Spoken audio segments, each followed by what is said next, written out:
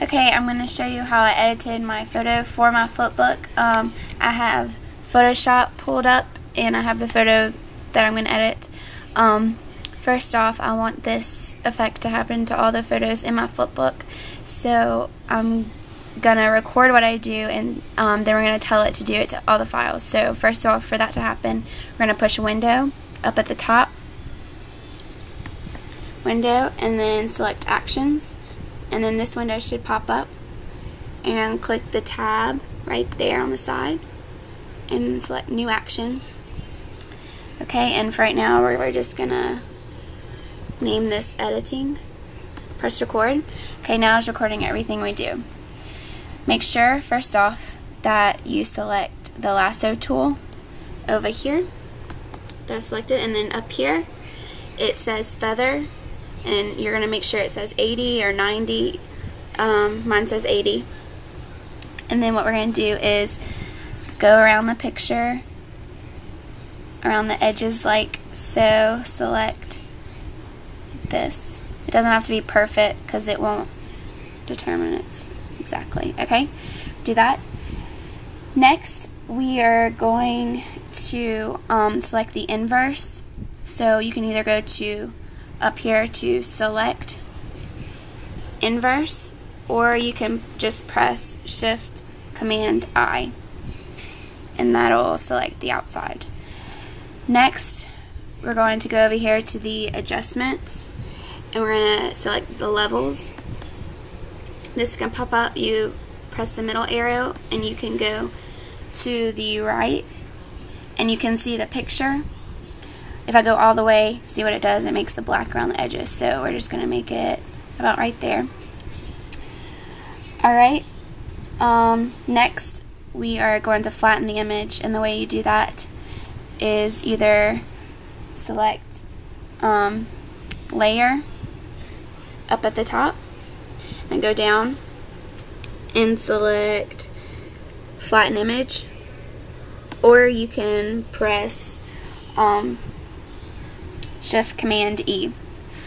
Alright, next we're going to come over here and go to the adjustments and select the curves adjustment, and this will pop up. We're going to click the center to have an anchor, and we'll make a slanted S shape, and you can see the picture is changing slightly to that. Okay, and then that's what you want it to kind of look like.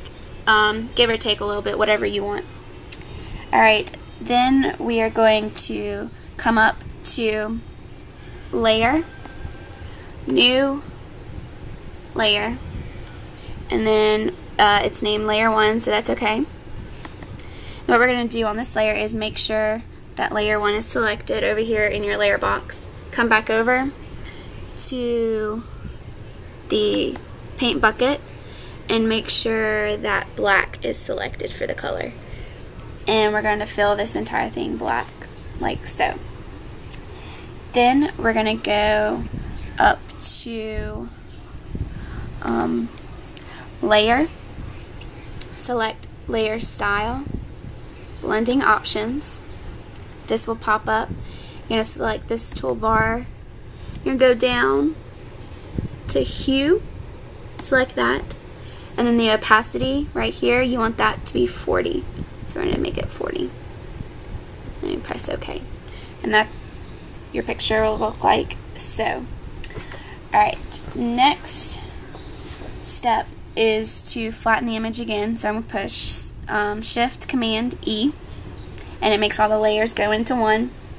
Then we're going to go up to Image at the top, select Mode, and then select Lab Color right here. And then you go up to Window. Make sure your channels window pops open, which should be down here.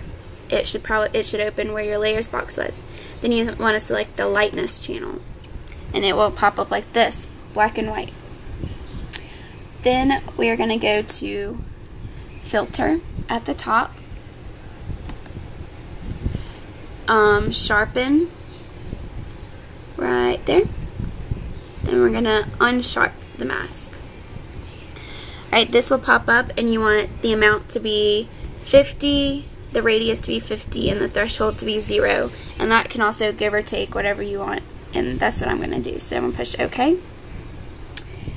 Alright, make sure all that. The last step is to go back to Image, Mode, RGB color, and then your image will pop up, and that's it. I added one more step just for the look of the zombies. So I went back over to the lasso tool and I selected the zombie faces around both of the faces like so. And the inside of that circle is selected. I go over to levels again like we did the first time. And this will pop up again, and I'm going to make the faces look dark and gloomy with that middle arrow again. Alright, so that's it. We're going to go back, make sure the actions is open. See the action that has been recording, like so. We're going to push stop to make it stop recording. Alright, since our picture is done editing, we're going to let it happen to all of it. So we're going to go to File, go down to Scripts, Image Processor, and this is going to pop up. You're going to select the folder that you want the effect to happen to. I'm going to push Cancel because I'm not going to do it again. And then you're going to push Select Folder for where you want all of those edited photos to go to in a new folder. Make sure it says Save as JPEG, or if you want to save it as a Photoshop, you can. And then right down here, this is very important, you want the action. You're going to go to the second thing and select Editing. That'll make sure that what you just did happens to all those photos. And then you go up here and select Run. I'm going to push Cancel. Alright, and then that should be it. And then all your edited photos will be in that one folder that it told you to be in. Okay.